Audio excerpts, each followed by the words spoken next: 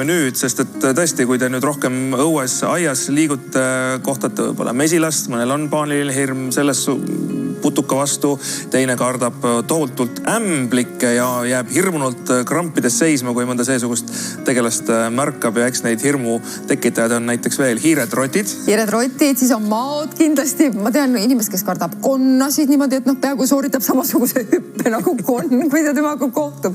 Need on tõesti väga erinevaid. Mis see mehhanism on, mis paneb inimese kartma? Just, ega seda mõttemustrit on võimalus ka nüüd nipsust murda, et siis mitte neid elukaid karta.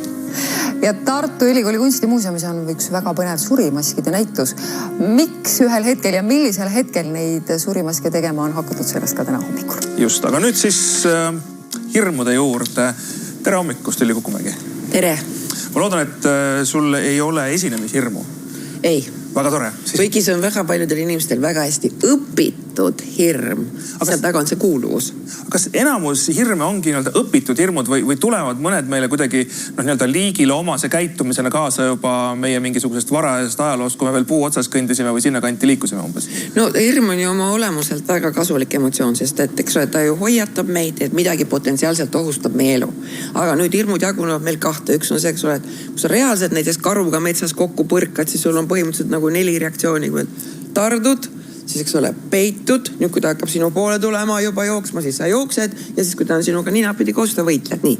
Ehk siis tegelikult sa ju hakkad tegema mida? Sa hakkad elu eest võitlema, et sa ellu jääksid. Nii. See on enesekaitsereaktsioon. Just, aga sest ta garanteerib meile ju ellu jäämise. Aga teine pool on just see ettekujutuslik, et mis saab siis, kui ma lähen metsa, tuleb karu. Ja nüüd eks ole, see sama mõte käivitab ju sul mis aju mõtleb piltides. Nii. Ja nüüd see sama kujutluspilt välja käivitub sinus mille? Füüsilise reaktsiooni, mis omakorda võimetab kujutluspilti, mis omakorda võimendab. Võt see on nagu, tekib nagu hirmu ring nii-öelda, eks ju. Ja kui see on nagu hoorratas, just nagu hoorratas, mõte, reaktsioon, mõte ja niimoodi ta hakkab kedrima, eks ju. Seepärast, et kuidas ma ütlen, aju ei tee vahet, kas on nüüd reaalsus, eks ju, või on ta siis, eks ole, see, mis on sinu ettekujutus. Ja enamus on nendest hirmudest, mis inimesed nagu igapäevselt koos kannavad, on ju see ettekujutus. Ehk siis, kas ta pärineb nüüd, et mul on mineviku kogemus, eks ju, või ma hakkan nüüd ette kujutama, kuidas siis see asi võiks nagu juhtuda. Nii. See on nagu see põhiline. Väga suur osa, ütleks mina, on ikkagi õpitud hirmud. Kas sama ka ütleme näiteks ämblikud, kui me mõtleme nende peale, Eestis elavad ämblikud ei tee eales inimesel liiga. Nad ei näe inimest toiduna ja nende siis suised ei hammustage inimese nahka läbi, et nad saaks oma muidu väga mürgist mürki sisestada inimese organismi. Samas neid ämblikke kardetakse vaata et paaniliselt. Just, aga kui sa vaata ühte korralikku dokumentaali, näiteks kui sulle mürgistest ämblikest ja pärast seda tekib sul mis? Ämblik. Potentsiaalne surm. Aga ütleme ajastus, kus veel ei olnud dokumentaalegi tehtud, ikka kardeti ämblikke. No jah, aga vaata, seal on ju ka, eks ole, et me ju õpetame kogu aeg lastele. Ma toon üks hea näitest, eks ju. Mul omal pojapoeg, nii, 2,5, nii, sõidab oma selle mootorrattaga, elektrilisega 2 abiratast, nii. Nüüd nemad saadavad pühapäeval, viivad poisi trenni, eks ole, saadavad mulle video.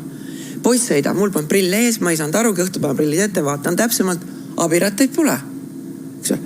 Nii, ja nüüd ta on täpselt samasugune laps nagu teised, eks ju. Ehk siis, kui kõrval ei ole seda vanemat, kes ütleb, eks ju, siis ta, see ju, kui ma teen, siis kus läheb tema fookus? Siia, see tähendab seda, et seda keskendunud nüüd teha edasi seda ja siis nüüd jälgida minu hirmu on võimatu, eks ju. Või siis näiteks, ütleme mul oma loengutes kasutan väga sageli, just kui ma räägin hirmudest muusest, seda nastikupilti, eks ju. Ma panen selle ekraani peale, nii? Ja nüüd, mis mul üks naine teeb, ärge näidake mulle seda madu. Teised ütleb, see on nastik. Ma küsin, kas te kardate usse? Ei, ma kardan niiri. Nii, ja nüüd on, eks ju, seos on see. Ja nüüd 15 minutiga me jõuame kuhu. Tema lapsena elas puu majas, eks ju, nii. Ja hiired lõksud, nii. Ja nüüd õhtu tema kuuleb öösel, kuidas see hiir karjub seal selles lõksus. Ehk siis surma hirm. Ja mina näitan seda, nüüd tema võtab seesama ajuloogika, et uss söö piiri ja nüüd surmahirm. Ja ta ei pane võtta seda lõpuosa kokku. Ja see on ka enamuste hirmude puhul, et me ei mõtle nagu edasi, et okei, ja kui ma teda näen nüüd, et mis siis reaalselt toimuma hakkab. Ehk me ei ratsionaliseeri neid blokime ära selle, just. Kui sa mõtled, et see on üks väike hiirek, kes jookseb üle tänava, kui sina seal kõnnid, siis see hiirek ilmselgelt kardab sind 1000 korda rohkem kui sina teda. Mõtle, kui suur sa oled temaga versus, eks ju. Ja seal ongi, et miks ma ütlen, et nagu kas või juba seksule, kui ma nüüd mõtlen 2 sammu edasi, aga mis siis tegelikult toimuma hakkaks, eks ju. Me mõtleme, nüüd ja edasi ma ei mõtle. samaaegselt meie elu jooksul sul võivad tekkida erinevad. Ma mäletan ise, kuidas ma olin, käisin USA trennis, siis tulin sealt Pääskülast tagasi, sõitsin Vanakast alla oma puusuuskade kõikide puude vahel, kui vaja oli ja nii edasi. Ja siis hilisemalt jalutan oma lapse vankriga, vaatan alla, mõtlen, ja saad aru, ja enam ei julge, sest eks vaata, nüüd on see, eks ole, mul otseselt laps, eks ju, kes sõltub minust ja tekib see surmahirm, aga kui mind ei ole, mis siis saab temast? Et noh, vaata, seal puudub see ratsionaalne loogika, aga mida ma soovitaks, kuna meil on nii vähe aega, eks ju, soovitaks teha esiteks, number 1, närvisüsteemi kõige parem rahustamisvõte. Kõhu hingamine. Sügav hingamine. Absoluutselt, sellepärast, et ta rahustab selle ja aeglaselt. Kui te teete seda 4-10 korda. Teine siis, eks ju, et ükskõik mis emotsioon, oled sa vihane, oled sa, eks ole, tige, oled sa kardad midagi, siis küsi enda käest korraks, kas mina olen see hirm või mina olen see, kes saab aru, et ma kardan? Kumb sa oled? Nii. Ja sellega sa juba tekitad selle, et sa ei ole see. Muidu see, mis sa tunned, seda on väga raske, motoorikeskust väga raske on juhtida.